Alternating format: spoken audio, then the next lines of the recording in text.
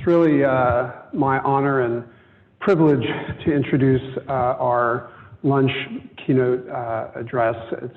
Jill Feldman is a tireless advocate for lung cancer patients, caregivers, and researchers. It's exciting for us to belatedly see the utilization of very passionate and activated advocates who are really helping us in terms of, not just in terms of providers, but in terms of researchers to hear the patient's voice. Jill is a lung cancer survivor herself. Her family has been touched with lung cancer. She is one of the founders of EGFR Resistors, which is a advocacy group that helps with education, philanthropy, and getting clinical trials rolling for EGFR mutated lung cancer. So without further ado, Jill. Thank you for inviting me to speak. My only disclosure is I have lung cancer. But my story started long before I was diagnosed with lung cancer. When I was 13, I lost my dad and 2 grandparents to lung cancer. And then my mom and my Aunt Dee Dee died of lung cancer when I was in my 20s. In the 14 years between my dad being diagnosed with lung cancer and my mom being diagnosed, there wasn't a single advancement in lung cancer treatment, despite it being the #1 cancer killer. My family and I felt helpless and hopeless, and while there wasn't any research on hereditary lung cancer, I knew our familial lung cancer couldn't be just a coincidence. There also weren't any lung cancer walks, support groups, or research organizations. In fact, there wasn't a lung cancer community at all. Stigma was a huge barrier, but also people didn't live long enough to become advocates.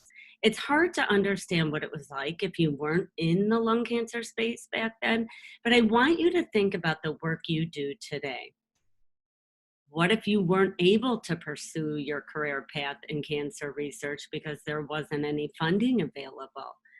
Think about how different your research and practice would be without any cancer organizations or resources.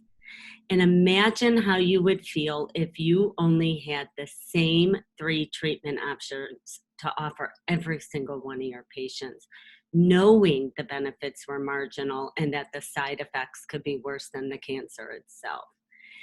That was the lung cancer world not that long ago. Now, imagine if you were the patient. What would you have done if you were diagnosed with stage 4 lung cancer without any groups or resources to turn to for help? In 2001, 7 newly diagnosed lung cancer patients were introduced in Chicago, and together they decided to do something about it. But because of the nature of the disease, 4 of those patients died soon after they met. One of them was Gail Levy. Picture this, a 40-year-old mom of 3 in the hospital, actively dying and on a respirator, unable to talk, but so desperate and determined to raise awareness and funds for lung cancer research that she used a whiteboard to communicate and plan until her last breath. Most organizations are founded in memory of a loved one, but that is how the Longevity Foundation was born. Thankfully, Melissa Zagon, a 32-year-old mom and lawyer, became the heart and soul of longevity, and she, along with Kay Barmore and Patty Helfand, kept their vision alive. Sadly, Missy and Kay died in 2007, but their tireless efforts left a lasting legacy. Longevity was founded in my community, and I got involved shortly after it got off the ground. After so many losses to lung cancer, I was so grateful to find a community and a way for me to confront a disease that had devastated my family. I did what I could to get educated and be an advocate so I didn't have to see someone else I loved suffer through the cruelty of lung cancer. While doing so, in 2009, I was diagnosed with lung cancer at 39 years old. My kids were 6, 8, 10, and 12, and their only association with the disease was death. They were scared, and my greatest fear was becoming a reality. I was following in my family's footsteps, and there still wasn't any promising research that convinced me that the path would change. Ironically, I was also president of Longevity at the time, and I still felt helpless. Research was moving in the right direction, but not fast enough. It felt like a vicious circle because in order to raise more awareness and funding for research, we needed more survivors. But in order to increase survival, we needed more funding. It was so frustrating. Thankfully, it's a whole different lung cancer world now. Developments in lung cancer research over the past 10 years have galvanized the community. There has been remarkable growth in the number and variety of therapeutic options. An example. In the past 11 years, I've had 2 surgeries. I was on targeted therapy as adjuvant therapy after the first surgery, and I've had SBRT to treat some unruly cancers. And while I was upset when I had progression a year and a half ago, it was the first time I was not overcome with fear. And although a hard pill to swallow, no pun intended, the targeted therapy that I am still on was a durable option, and I was confident it would buy me time to allow research to catch up. I never would have said that or believed that 5 to 7 years ago. Research matters, and so does the role that patients play as research advocates. It didn't happen overnight or by chance, but social media started to boom and our community was growing by leaps and bounds. Patients were living longer and better lives because of advancements in research. Subsequently, we have and continue to build an army of lung cancer advocates. And with the discovery of oncogene-driven lung cancers, patients and caregivers started building online communities specific to the type of lung cancer they had. The groups continued to grow in number and in size. When my parents were diagnosed with lung cancer, the only distinctions doctors could make was whether a person had small cell lung cancer or non-small cell lung cancer. And as I mentioned earlier, there were only 3 treatment options for all lung cancer. This chart shows the actionable mutations in non-small cell lung cancer adenocarcinoma today. And it actually seems to continue to grow frequently. With these targetable mutations and targeted therapies, treating lung cancer is more complex and complicated than ever before. As you can see, some of the oncogenes are very rare, which is why patient groups formed and why they're so important. There aren't patient groups for every oncogene in this pie chart, but the groups that have the most members are the ones that are more common, like EGFR and ALK, or have effective treatments like ROS1. So what do our groups offer patients and their families? Hope, support, education, empowerment, and connection. Cancer fosters an instant intimacy. There is nothing like connecting with someone else in the trenches. Someone who understands how you feel, can provide information, and who you can talk to about things you don't feel comfortable talking to your loved ones about. Someone who gets it in a way that no one else can who hasn't lived it. So here is the list of the oncogene patient groups as of now. And again, you have to understand when you have a rare type of cancer, finding a community that provides support and resources is life-changing. Conversely, when a community can educate members, break down barriers to diagnosis and treatment, and accelerate research, it can be life-saving. Targeted therapies are generally the best treatment option for oncogene-driven cancers, but they aren't a cure. And inevitably, the cancer develops resistance. And while I talked about all the wonderful progress in research and treatments, the reality is most of us are still depending on that next promising treatment. And I just want to mention, I know there are a lot of you out there that treat different types of cancer, and the ROS1 group and the NTRK group are both of those groups are tumor agnostic. The ROS wonders and the ALK positive were actually the first oncogene groups to be formed in 2015.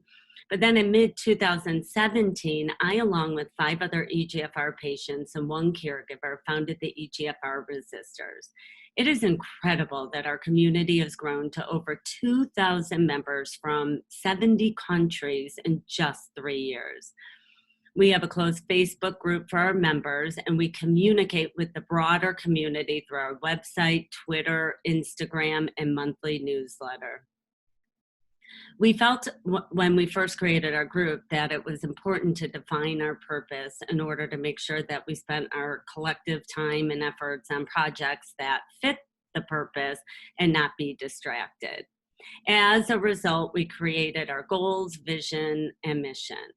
Our goal is to improve outcomes for those who are diagnosed with EGFR positive lung cancer by accelerating research. I'll go into research in a little bit. But our vision is to change EGFR lung cancer into a manageable chronic disease. Ultimately, a cure would be nice, of course. Our mission is to continue to raise awareness of EGFR positive lung cancer and to address critical gaps in clinic and in research. We aim to improve outcomes for our disease using 4 methods. One is supporting patients and caregivers, and that's through our closed Facebook group. This group is only open to patients and caregivers because we want a safe place where people can freely share concerns with confidentiality.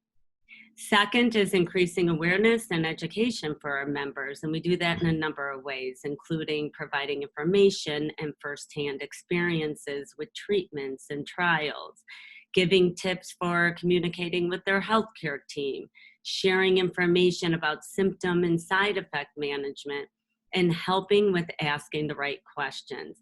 And all of that assists in building confidence for patients so they can be an integral part of the team and part of their healthcare and advocate for themselves. And a lot of them end up advocating for the disease as well. The third is improving access to effective diagnosis and treatment by sharing information about critical issues such as getting a second opinion, which is especially important if a person is treated in a smaller setting and their doctor may have never seen a patient with their kind of cancer. Other critical issues include having molecular testing, having repeat biopsies upon progression, suggesting resources to assist with cost, insurance coverage issues, and sharing information about clinical trials. And actually, in this fast-paced world of new developments, patients and caregivers are often the ones who bring the information about testing and treatments to their doctors. And last but not least is accelerating and funding research. Even though there have been advancements in treatments for EGFR positive lung cancer, as I mentioned before, resistance is inevitable and our survival rate remains low. But many of us are alive today because of research, and we understand the importance of continued research. So I just want to talk about our research priorities for a minute. As I mentioned before, our mission is to understand the unmet needs of our community. So in order to do this, we have focused on developing relationships and communicating with all stakeholders in the lung cancer community to drive important research questions. We have then strategically identified projects to address these questions and answer genuine unmet patient needs. To accomplish all this work, we have created research partnerships with advocacy organizations and industry to assist with education and funding our projects. So far, we have collaborations with CEC Oncology, GoTo Foundation, AstraZeneca, and Longevity Foundation, and we are always open to future partnerships. I want to talk about some of the exciting work that we have done. Without CEC Oncology, the EGFR resistors truly would not be what it is today. CEC Oncology is a company that focuses on continuing education for doctors, nurses, and other medical practitioners. Joni Fowler, founder and CEO, reached out to the EGFR resistors soon after our launch. The company had already done some work in the EGFR lung cancer space, so it was a great fit for us to work together.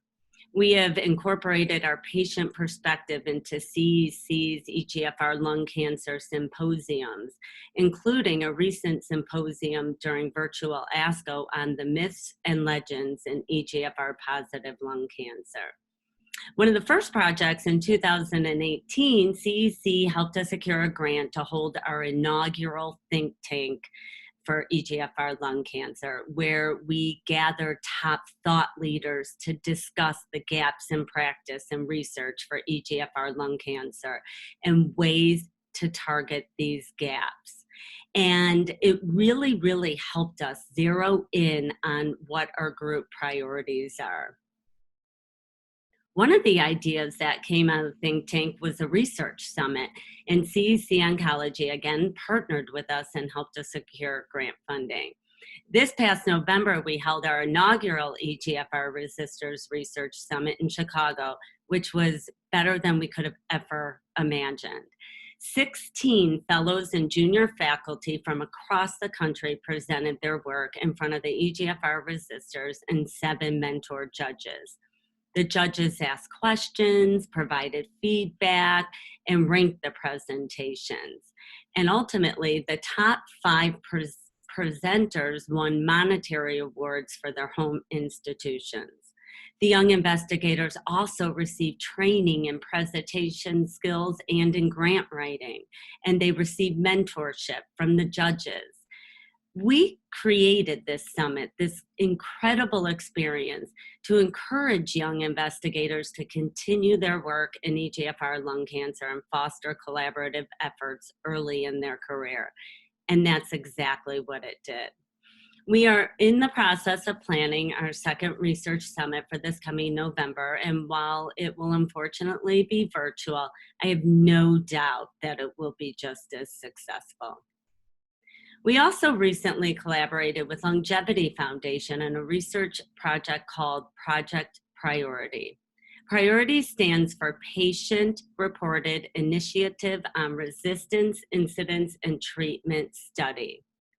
We wanted to understand the needs of the EGFR lung cancer community, identify areas for improvement in diagnosis and treatment, and give voice to patient concerns regarding risk factors, treatment and symptoms, and side effect management.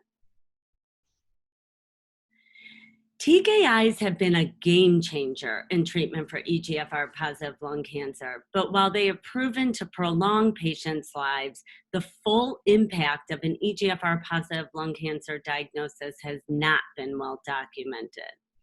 So we created a comprehensive IRB approved survey with the input from patients and caregivers, but also clinicians, researchers, and regulators, specifically because we want them to use this information. The survey gathered data from 350 people from around the world and covered 3 different domains: demographics and risk factors, diagnosis and treatment, and the psychosocial impact of an EGFR lung cancer diagnosis. The baseline data was collected from 2 different cohorts of the 350 participants from April 2019 to May 2019. We were so fortunate to present some of the data at the International Association for the Study of Lung Cancer's World Conference in Barcelona this past September, and at their North America Conference in Chicago this past October. The longitudinal study opened just this May 2020, and we just closed it up last week. The analysis for that is ongoing, and we plan to share at future conferences, but we did ask some specific COVID-19 questions that I will share with you in a little bit. So we have a lot of rich data that I'm happy to share, but I just want to give you a snapshot of our findings and our baseline findings. So we found that low rates of biomarker testing, and that wasn't really surprising, but the high rates of hospitalization was, especially considering patients were young and relatively healthy. We found that patients in the US are still not receiving the FDA approved standard of care as their first line treatment. But a significant and very disturbing finding was the high rate of patients diagnosed with clinical depression, which probably underestimates the number of patients who actually suffer from depression. So I wanted to share this slide with you because it really highlights why our study and the data we collected matters. This slide compares side effect profiles between the FLORA study, which the two left columns in green, and Project Priority, which are the two columns in blue. And if you look at the difference between the clinical trial and the real world trial, it's not really that surprising because clinical trials, they take people who match certain inclusion criteria, which exclude real world patients who have brain mets or prior cancers and poor performance status. And I think here, it really, what's important to highlight is you can never minimize side effects. Tolerable is relative to each patient. In addition, many patients don't fully disclose side effects to their healthcare team out of concerns of being taken off a trial or treatment or a dose reduction, or in many times they're just determined and stubborn. And I am one of those patients. As I mentioned, the analysis for the longitudinal study is ongoing, but this slide is on the specific COVID-19 questions. As you can see, the majority of people have real concern about the pandemic affecting their cancer care, with the biggest concern being delay in their treatment and delay in lung cancer research. And I know there have been best practices to safe care being shared all over the world now, but the concerns are valid, as we have all seen and experienced during the first several months of the pandemic. The most common feedback that I received from physicians after presenting Project Priority data was that it was eye-opening. Again, our study stresses the importance of real-world data. The small percent of patients who participate in clinical trials isn't a complete representation of our community. So in order to fully understand the patient experience, real-world data must complement existing clinical and research data. And as patients, we know data is valuable, and that is why we have made our data available open source.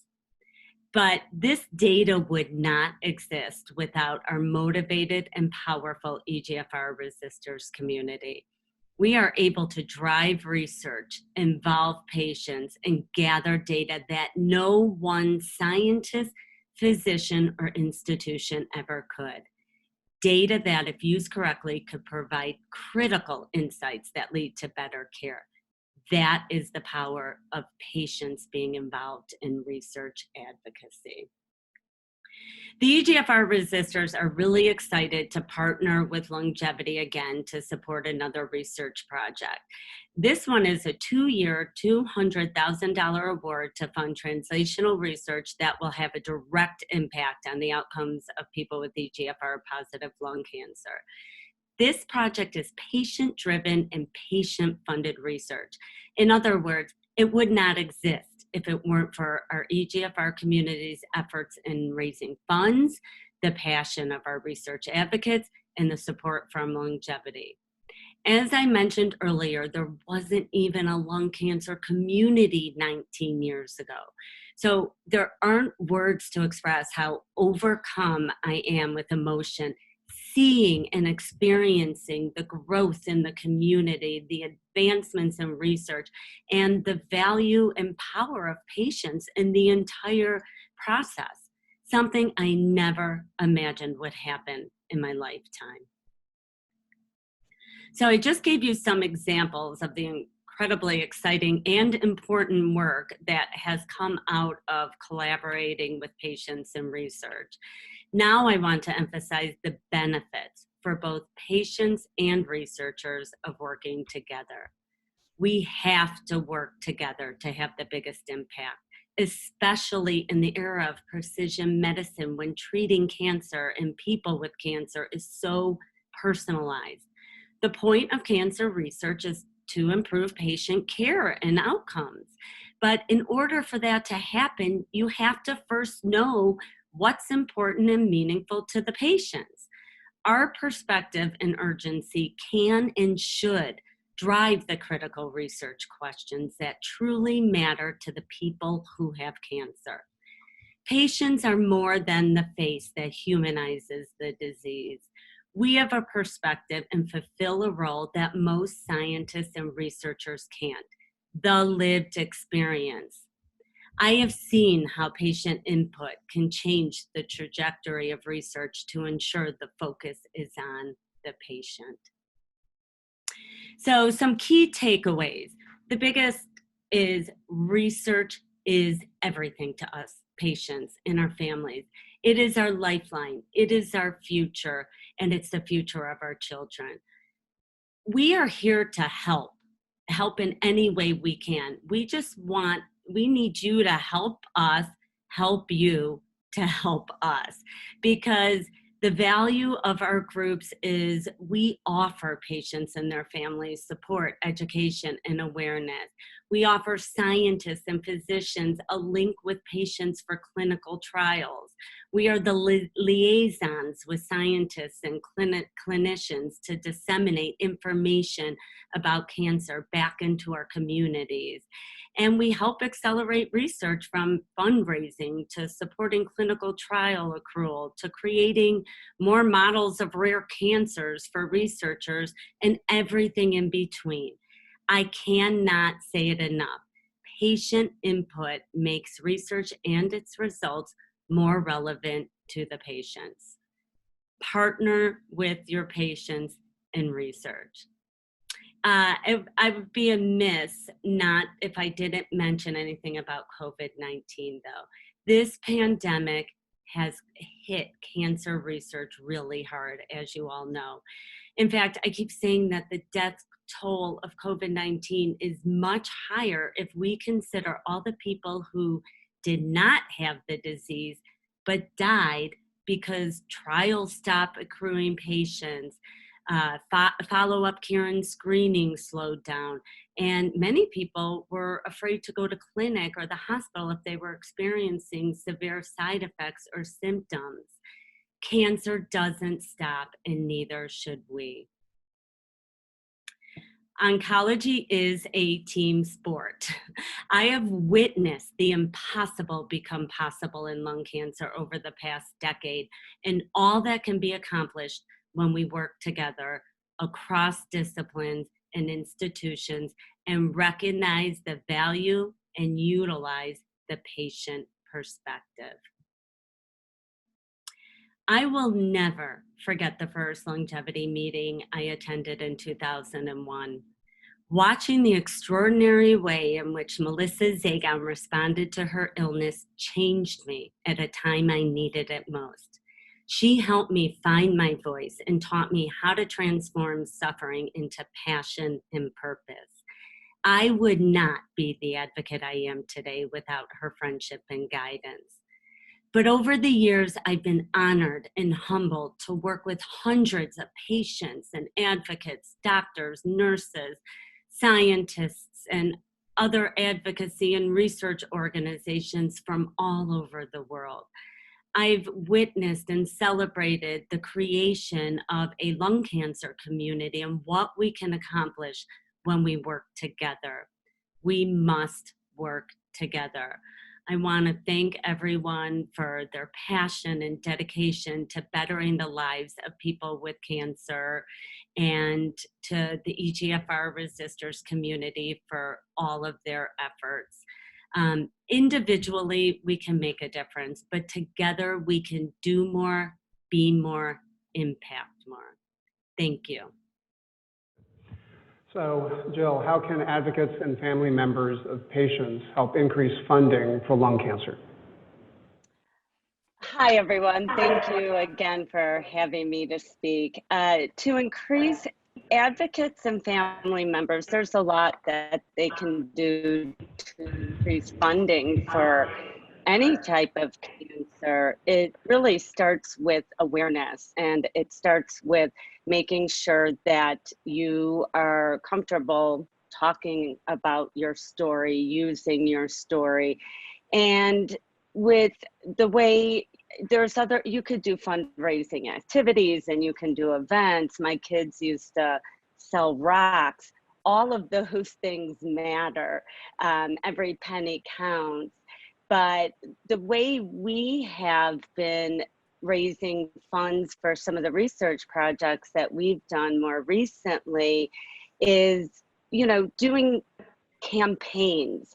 So we have this group of the EGFR resistors, over 2,000, members, and we do campaigns showing people living with the disease. And we have it with the online tools now. You can share these campaigns and people can donate directly. And one more question. And and there might be a lot of things, but in speaking from your own experience and from the experience of other patients, what do you think the most important area where the system is not serving patients' interests? Or if you can change one thing with the current healthcare system, what would you change? You're correct in saying there are a lot of answers, but for me, the disparities. I just don't. What good is it to collect all this data, to develop all these new treatments, if the people who are sick can't get the treatment they need? So to me, especially again within our group, we see the disparities across the United States, but globally. And I think that with a lot of new treatments coming out, especially people who are a part of the trial, sometimes patients aren't necessarily, we don't account for underserved communities within our trials as well. So, and I mean, I could go on and on and on in every different sector. There are so many, but I think we all have to advocate for the underserved communities, and we all, patients and physicians, need to use our voices, because the reality is we can't assume what they need, and the only way to understand what's important to them and what they need is to infuse people from those communities into the healthcare system across the whole continuum, so their true interest is taken into account, and we can gain the trust of the community. Great. Thank you very much. Appreciate your time for visiting with us. Thank you.